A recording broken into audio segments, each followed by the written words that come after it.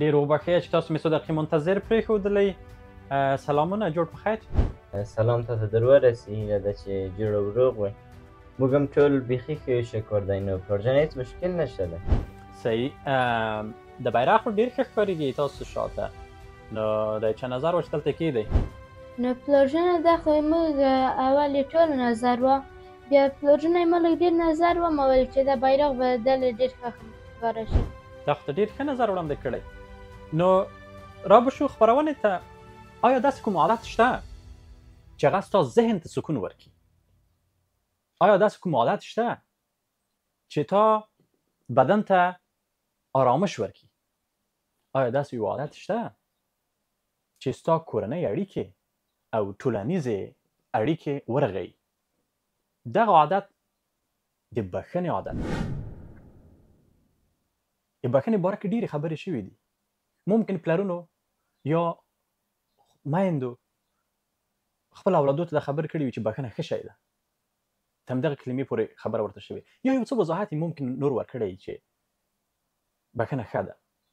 یو استادان بس تشریحات ورکوي. خو نن په دې خپرونه کې د بښنې عادت په اړه موږ تاسو ډېر په مفصل له توګه خبرې کوو. بښنه اول دې ته راځو چې بښنه څه ده.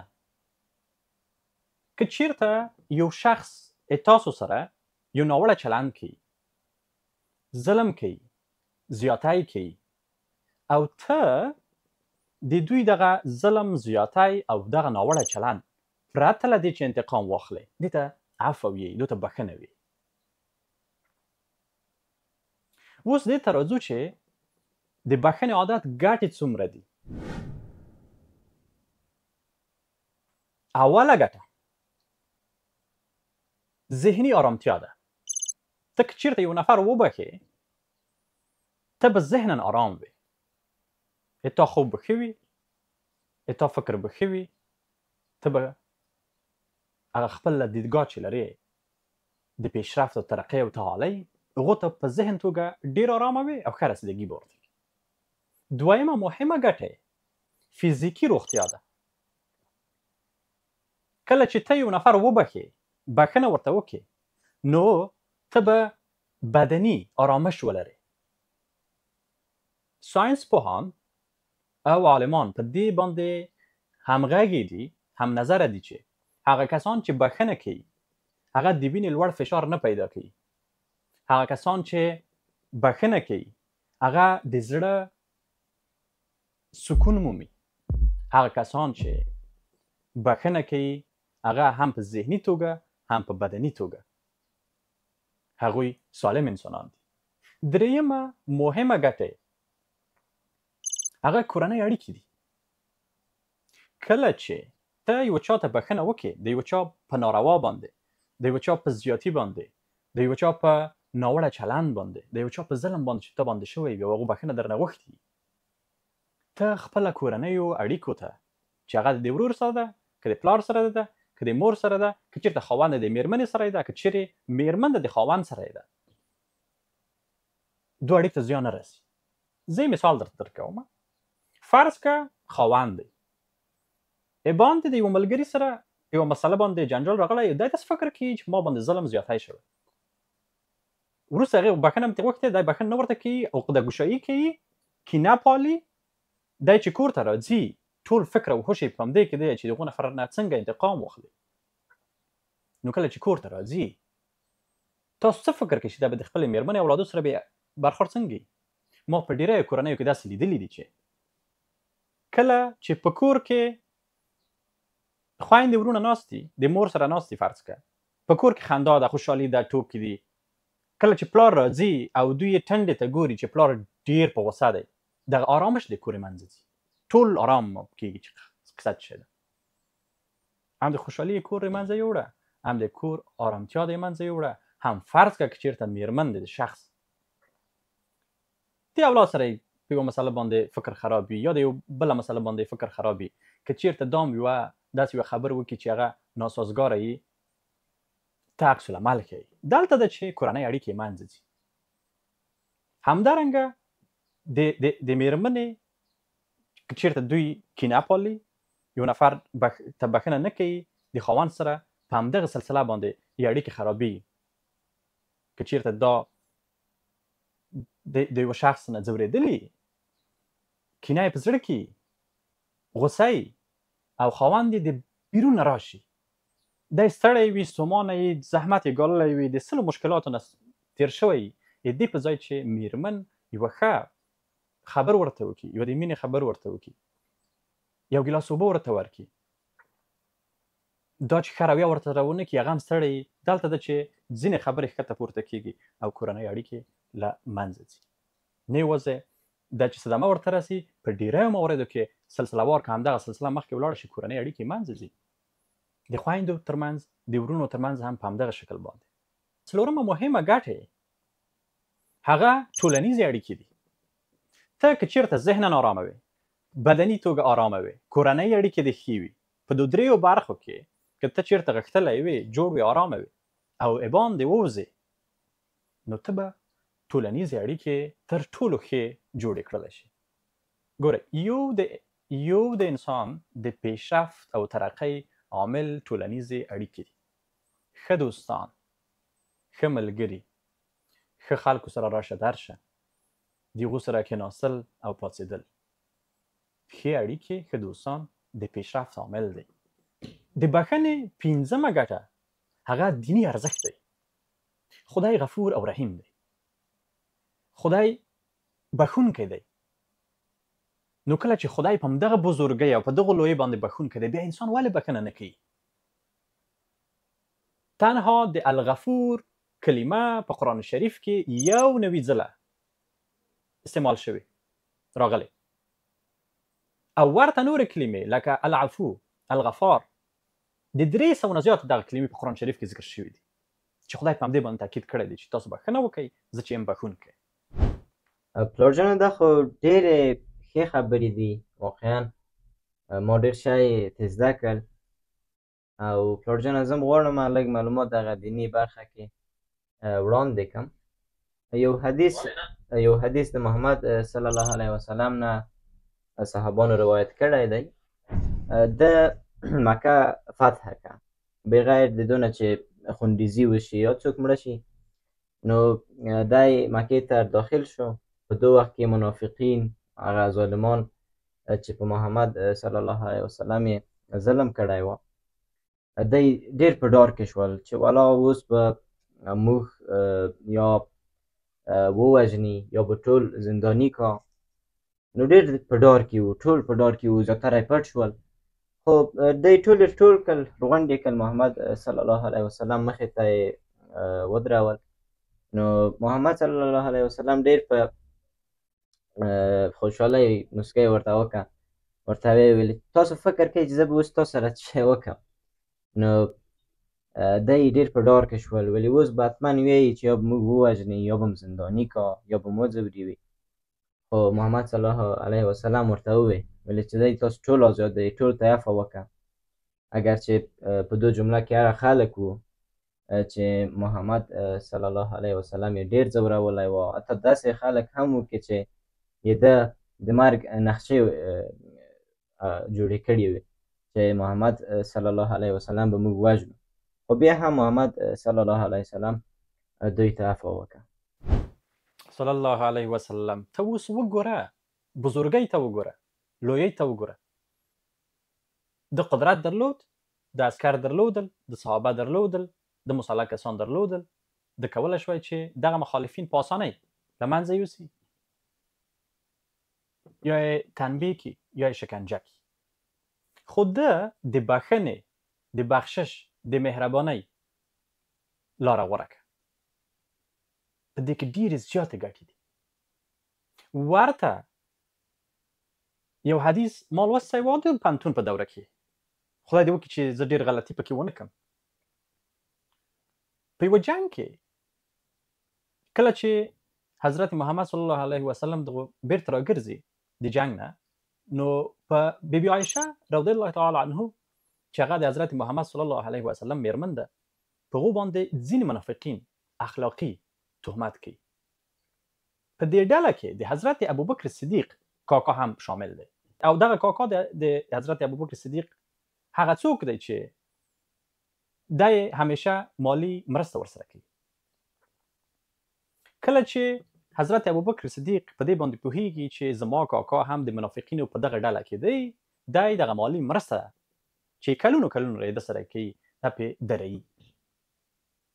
نو په دې وخت کې یو آیات نازلیږي د حضرت بی بی عایشه رضی الله تعالی عنه د پاک لمنۍ په باره کې. په هغې کې راځي چې د دې پاک لمنۍ خو ثابتوي، خو په بله برخه کې چې راځي چې بښنه وکړئ. آیا تاسو نه خوښوئ چې تاسو خدای تاسو ته بښنه وکړي؟ پس د هغې نه حضرت ابوبکر صدیق رضی الله تعالی عنه خپل کاکا بښي او خپله مرسته ورسره جاري ساتي. دا برخه ډېره زیاته مهمه ده. پلرجانه دا خو ډېر ښه موضوعات و، ما ډېر شیان ترې واخیستل، ډېر مفهوم مې ترې واخیسته. او پلرجانه دغه بعضې خلک چې په یوه خبر کې ملامت کېږي یو بل نفر څخه، بیا هغه نفر نشي کولی چې نفر نه بېرته بښنه وغواړي. پلرجانه لکه په مکتب کې یو وړکی بل وړکي سره ملامت شه، خدای پلرجانه جنګ یې کړی و، څه شی کړی و، پلرجانه هغه بل وړکی ملامت و، بیا موږ ورته وویل چې ورشه بښنه ترې وغواړه. دغه بل وړکي وویل چې زه خو ډېر غښتلی یم، ډېر قوي یم، ویل یې زه ولې بښنه ترې وغواړم. نو پلرجانه دا څه رقم کوي؟ ډېره زیاته مهمه پوښتنه دې وکړه. اصل مطلب همدغه دی. یعنې ما اول خو ما ډېر خوښېږي چې تاسو ډېرې پوښتنې وکړئ، نه تنها ما نه، د استاد نه، د جامعې نه، د چټ جي پي ټي نه، د ګوګل نه، همیشه ډېرې پوښتنې کوي. اوس تا پوښتنې ځواب ته راځم. اوله خبر دا ده، بښونکی قوي انسان دی، بښونکی د لوی زړه انسان دی، بښونکی هغه سړی دی چې هغه مهربانه دی او قوي او غښتلی دی. یعنې هیڅکله که یو نفر څوک بښي دا یې دې معنا نه لري چې دی ضعیفه دی. کله چې خدای په هغو لویۍ سره انسان بښي، په ډېرو سختیو کې بښي، په ډېرو ګناهو کې بښي، په ډېر هغه څه چې ده ناروا کړي وي او انسان یې وکړي او بیا د توبه وباسي او خدای هغه بښي. خدای خو لوی دی چې بښونکی دی. نو انسان هم باید بښنه وکړي. نو که چېرته لږ واضح ځواب تاته درکړم، هغه کسان چې بښنه کوي هغوی د قوي ذهن درلودونکي دي او د لوی زړه خاوندان دي. بښنه ښه ده، تاسو به بښنه کوئ، په دې باندې تاسو هیڅکله کمزوري نه راځئ. کوم کسان چې دا فکر کوي چې زه والا دا ولې وبښم، زه ډېر غښتلی یم، نه، په اصل کې د فکر کوچنی دی، د زړه وړکی دی. دی د دې توانایي او ظرفیت نه لري چې یو نفر ته بښنه وکړي. ما یې تاسو نه غوښتنه، یو پلار په صفت دا ده، په ټولنه کې چې تاسو د ملګرو، دوستانو، صنفیانو سره مخ کېږئ، هغه کسان چې بښونکي دي د هغو سره دوستي وکړئ، د هغو سره ملګري رفاقت وپالئ، او هغه کسان چې پوهېږئ چې بښونکي نه دي د هغو نه لرېوالی وکړئ. تشکر فلوجنا کی موضوعات با ما گفتی. فلوجنا ما قول میتونم که همی عادت ها را فلوجنا عملی میکنم و مولانا محمد بلخی هم فلوجنا یک شعر درباره بخشش گفته بود: بخشنده باش، لبخند در لب داشته باش، که دنیا بدون بخشش دلگیر است. این بسیار شعر خوبش بود فلوجنا. دنیا بدون بخشش دلگیر است. چی یک شعر است؟ دی جای شکی وجود نداره. وقتی که شما یک نفر نبخشین، قلب شما آرامش خود از دست میده. ډیر زیات سره موافقیم ما ښاغلی. پلرجان د ډېر ښه عادت دی چې زه ته وعده درکوم چې زه به دا عملي کوم. دو خبر سره ماته د خوشحال خان خټک یو دانه شعر په یاد شوله چې وایي: کینهناک زړه له آرامه نه وي پرمختګه، بښونکی زړه خوږ او مطمئن وي. نو بښنه ښه ده، هر انسان باید بل انسان ته بښنه وکړي. کاملا. خوشحال خان خټک د تورې او قلم سړی دی. هغه به دومره غښتلی انسان و، کله به چې دی یوې جګړې ته تلله او د غږ به ولګېده، کوم چا به چې بغاوت کړی و د ډېر جنګونه یې مغولو سره کړي دي نو هغوی به په شا شول چې خوشحال خان خټک راځي یعنې دونه قوت درلوده له دې سره سره چې دی غښتلی سړی و قوت یې درلوده لښکر یې درلوده خو ده ترجیح دې ته ورکړې ده چې بښنه ښه ده زړه ته آرامښت ورکوي سکون ورکوي اوس زه یوې بلې مهمې برخې ته رسم هیله ده چې دغه موضوع تاسو په ذهن کې دایم پاتې شي تاسو همیشه چې بښنه کړئ دو په خاطر یې مه کوئ چې هغه نفر چې لایق نه دی د هغو په خاطر یې کوي نه ته بښنه د خپل ځان په خاطر وکړه ګوره کله چې ته په داسې وضعیت کې درګیر کېږي چې هغه په تا باندې زیاتی شوی وي په تا باندې یو ناوړه چلند شوی وي تا په حق کې ظلم شوی وي یا بېعزتي درته پېښه شوې وي د یو نفر اضافه روي در سره کړې وي ته داسې فکر وکړه چې زه دغه کومه کینه او بغض چې تا سره پیدا کېږي دا کینه او بغض داسې فکر وکړه چې دا زنځیر دی یوې ټولې تای بدن نه تاو دی ته څنګه کولی شي دغه زنځیر نه ځان خلاص کړې هېڅکله دا فکر مه کوه چې دغه نفر خو دې لایق نه دی چې زه دوی ته بښنه وکړم ته دې په فکر کې شه چې نه زه باید د ځان په خاطر چې ذهن مې ښه وي چې فکر مې ښه وي چې بدن سالم ومه کورنۍ اړیکې مې ښې وي ټولنیزې اړیکې مې ښې وي یا کوم پرمختګ او تعالي او ترقي چې زه غواړم آینده لپاره چې کوم خوب لرم هغو ته ښه توګه زه ورسم درسو ته ښه توګه ورسوم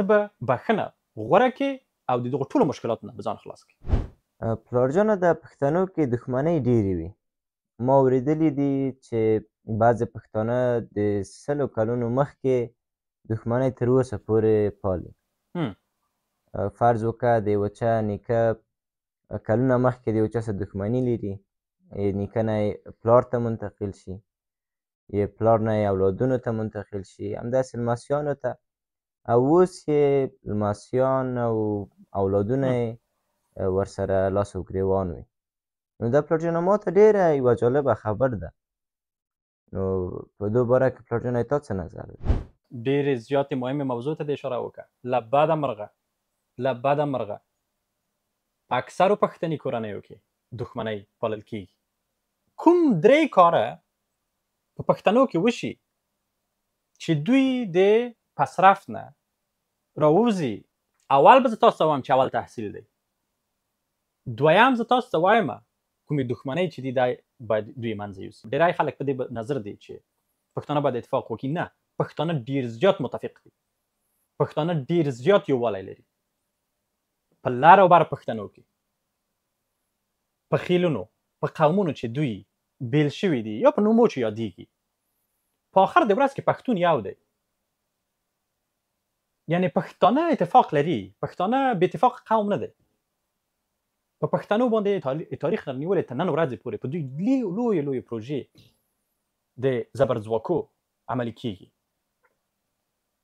پروژې په تطبیقېږي په یوه کور کې ځکه مثال درته درکړم چې د ورونو ترمنځ کې یو نفر وغواړي بیرونه د پیسو په زور ورونه کې اختلاف واچي اچولی شي نو پښتون بې اتفاقه قوم نه دی 2 شیان باید په پښتنو کې نهادینه شي اول تحصیل تعلیم دویم کورنۍ او شخصي دښمنۍ دا باید حل شي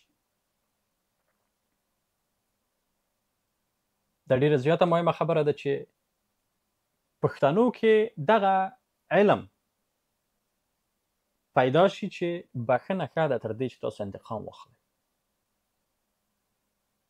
په انتقام کې ګټه نشته بښنه وکړئ او دا کار وظیفه د دولتونو ده چې په کلیو کې په رغو کې د ولایتو په سطحه د ولسوالیو په سطحه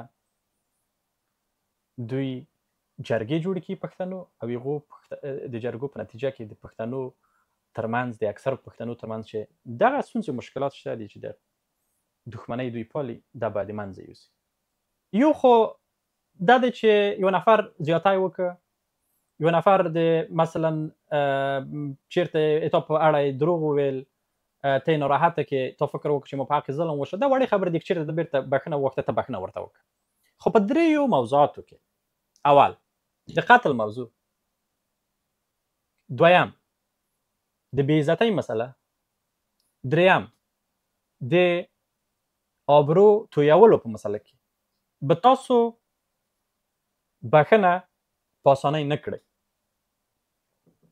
اول که چېرته دغه درې موارد خدای ناخواسته تاسو سره مخ کېږئ چې یا قتل وي یا بې عزتۍ مسله وي او یا هم د آبرو تویولو مسله وي، په دو دریو کې به تاسو اول کورنۍ جرګې ته مراجعه کړئ او وروسته به د پښتنو جرګې ته مراجعه کوئ. اول ته بیا تاسو تصمیم نیسئ. ګورئ که چېرته تاسو د داسې یو موضوع سره مخ کېږئ چې فکر کوئ چې دغه کومه خبر دی چې وکړه د هغوی نفر په مقابل په حق کې ظلم وشه، ته باید دغه ظرفیت په ځان کې پیدا کړې چې د هغې نه بښنه وغواړې. یعنې یو خو دا دی چې تاسو چاته بښنه کوئ، بله مهمه خبره دا ده چې تاسو هم باید یو نفر نه بښنه وغواړئ په یو مسله کې. زه یو موضوع ته ورڅمه هیله ده چې دغه خبر دغه الفاظ چې زه تاسو ته کاروم دا ډېر توند نه وي. ځینې کسان په ټولنه کې خمچشمه وي، ټیټ سترګې خلک شته دي. ګوره ما په خپل ژوند کې لیدلي دي، په یو مسله کې به ښه ملامتي ده به ځان ارامه نیولی، بښنه به نه غواړي، سترګې به ټیټې نیولي. ډېره مهمه خبره همدغه ده چې هیڅ کله په ژوند کې احسانمند د هیڅ چا مه اوسئ. که چېرته د چا په حق کې ظلم وکړه، نر غوندې به ورځئ، بښنه به ترې غواړئ په هر قیمت چې وي. د هغوی رضایت باید ترلاسه کړي. که چېرته د تېروتنه وکړه، که چېرته د خدای نخواسته ظلم پرې وکړه، که چېرته د یوه اضافه خبر ورته وکړه چې هغه فکر وکړي چې ما په حق ظلم شوی دی، د تا اول کار چې وي هغه بښنه ده. یعنې تاسو باید ډېر واضح ژوند وکړئ، مبهم ونه اوسئ په ټولنه کې. په کورنۍ اړیکو کې، په خپلو منځو کې، هم د ملګرو سره، هم د دوستانو سره، هم د خپلوانو سره، په ټول ژوند کې به تاسو باید ډېر واضح واوسئ. واضح په دې معنی چې مبهم مه اوسئ. که چېرته ته یو زیاتی کوې او فکر کوې چې دا خبر مې مقابل لوري باندې یو زیاتی دی، ته به ډېر واضح ورځې، بښنه به ترې غواړې تر څو دغه مشکل یې تاسو ترمنځ حل کېږي. نو دغه د نن خپرونې موضوعات هیله ده چې تاسو یې په یو عادت باندې تبدیل کړئ او دغه عادت بیا د تاسو په خوی باندې تبدیل شي. اوس تاسو ته ښه وخت غواړم. په نورو موضوعاتو باندې به سبا ته خبرې وکړو.